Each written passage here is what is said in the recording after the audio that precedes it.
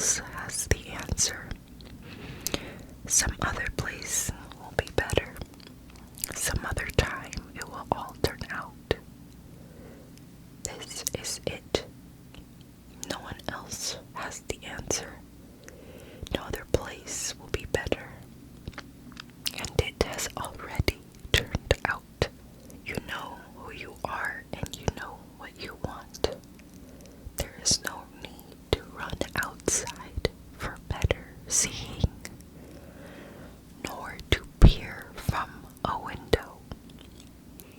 Rather abide at the center of your being, for the more you leave it, the less you learn.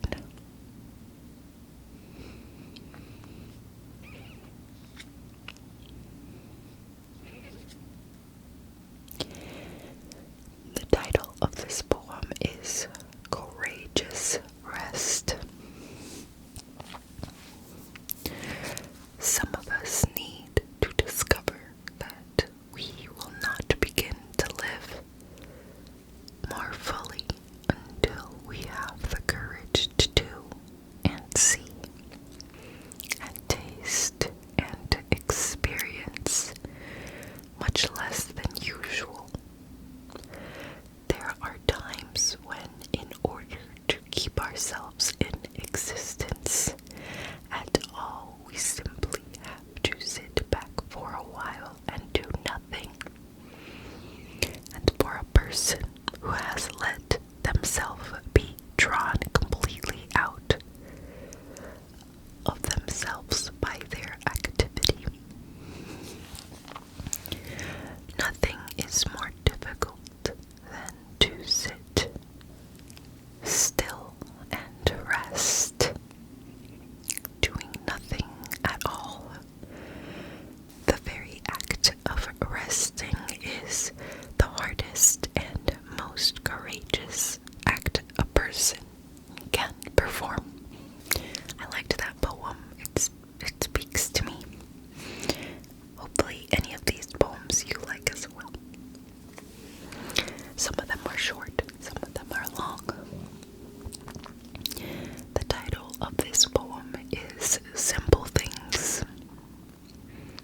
In the hurry, in the rush, simple things missed, blessings denied, beauties ignored, in the calm, in the quiet, simple things received, mystery unfolds, happiness blooms.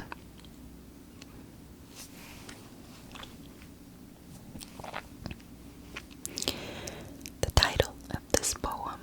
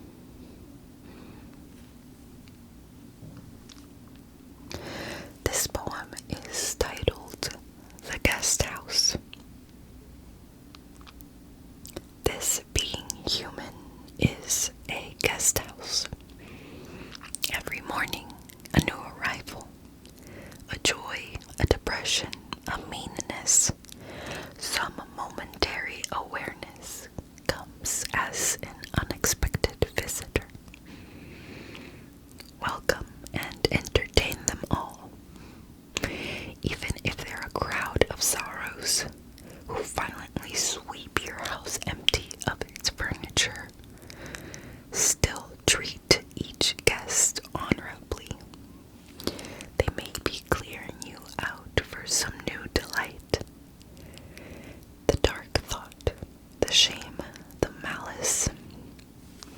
Meet them at the door laughing and invite them in.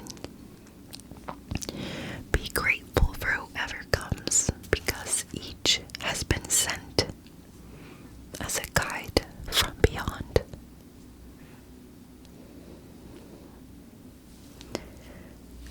The title of this poem is Going Home. Deep inside of us, we are already complete, already healthy, already exactly as we are supposed to be. We are interrelated and inseparable part of a perfect universe. We have difficulty seeing and feeling and touching and hearing this perfection from years of being told and believing otherwise. Our vision has become clouded, our feelings dulled, our touch numbed, and our hearing faint. We no longer trust ourselves to cut through this situation and return to our true nature. We need to simply direct our attention inward.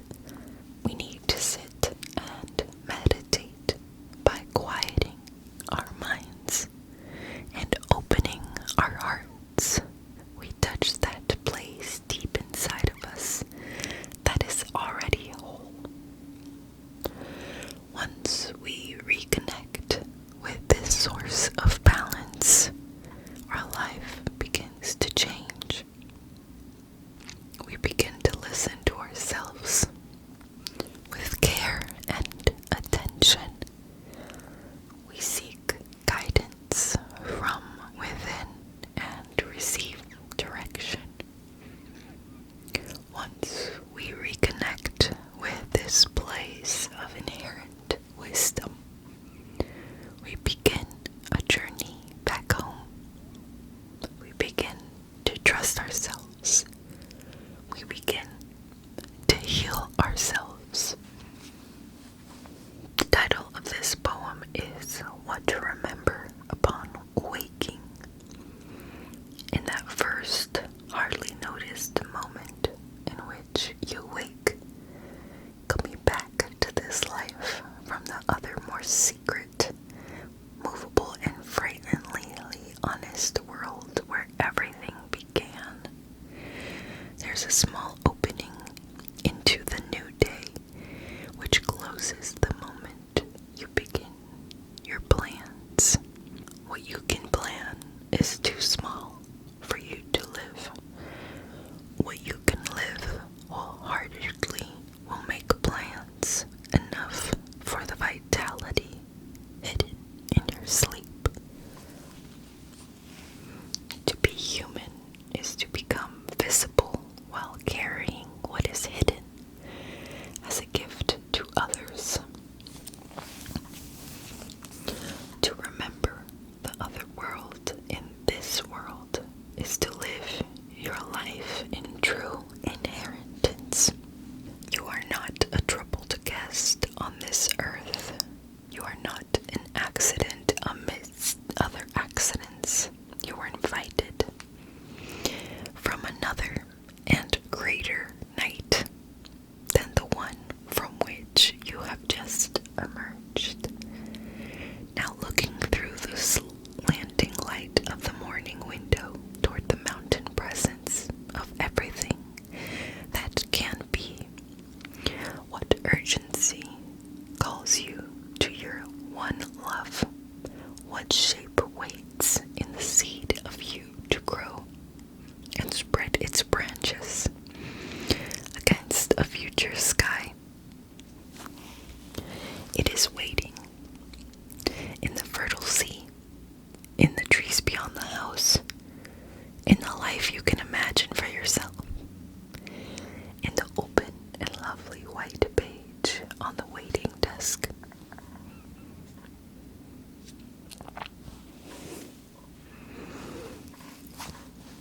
The title of this poem is Becoming Fully Alive.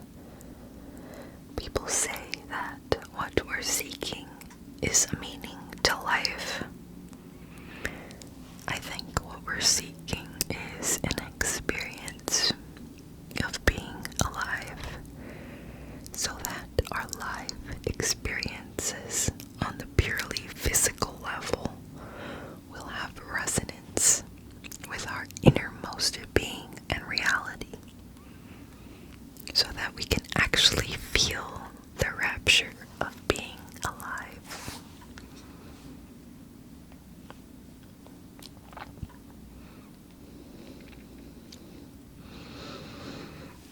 And the title of this poem is Living a Conscious and Compassionate Life. A person who is fully human, who is awake, knows what is happening in their body and mind without attachment or identification. As a result, they make skillful choices and decisions based on wisdom and compassion that guide their intentions, thoughts, and conduct. This, in turn, results in the cultivation of wholesome and the dissolution of unwholesome states of mind and heart. Life becomes characterized by consciously responding to events rather than being driven by emotional reactivity, habit, and conditioning. Poem is titled A Well-Trained Mind. I know of no other single thing so conducive to misery as an uncultivated and untrained mind. I know of no other single thing so conducive to happiness as a cultivated and well-trained mind. The title of this poem is Live the Questions Now. Have patience with everything unresolved in your heart and try to love the questions themselves as if they were locked rooms or books written in a very foreign language. Don't search for the answers which could not be given to you now, because you would not be able to live them. And the point is to live everything. Live the questions now. Perhaps then, someday far in the future, you will gradually, without even knowing it, without even noticing it, live your way into the answer.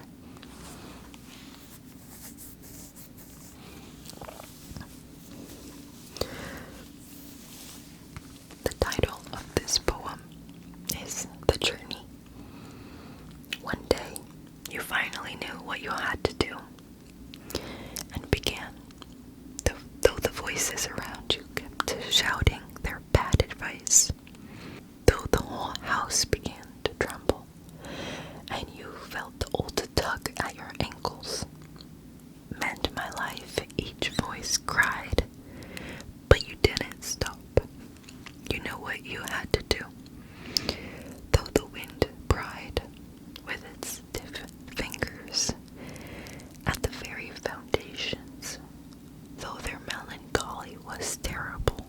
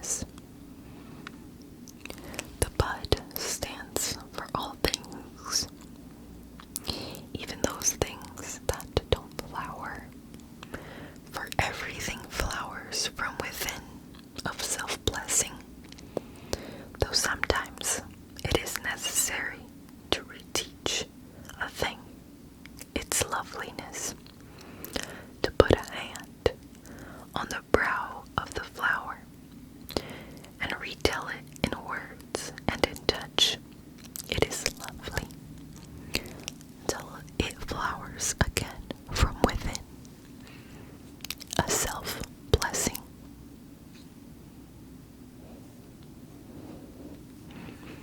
The title of this poem is In Blackwater Woods. Look, the trees are turning their own bodies into pillars of light, are giving off the rich fragrance of cinnamon and fulfillment.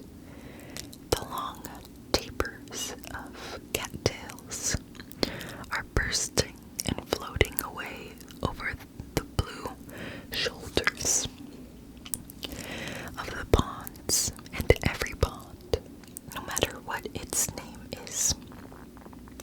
is nameless now. Every year, everything I've ever learned in my lifetime leads back to this. The fires and the black river of loss, whose other side is salvation, whose meaning none of us will ever know. To live in this world, you must be able to do 3 things. To love what is mortal, to hold it against your bones, knowing your own life depends on it. And when the time comes to let it go, to let it go.